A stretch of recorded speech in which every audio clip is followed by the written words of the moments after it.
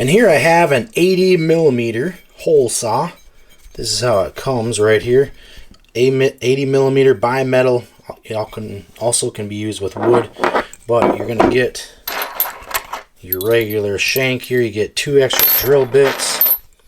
And then also, this is how you take out and change out your drill bits. You just loosen that right there. This little lock screw, put in a new bit, and then you're ready to go. Tighten that up.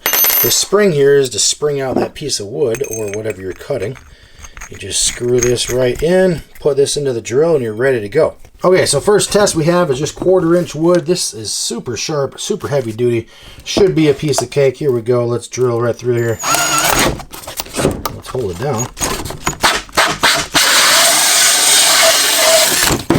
Oh, a piece of cake. Make sure that you tighten up the drill right on your chuck for your drill. But that was super easy. Okay, let's go to something a little bit thicker, and we're going to secure this down. All right, here we go.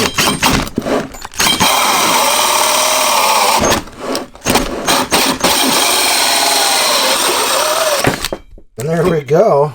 Just like that, and it even pops it out because it has the spring built in there.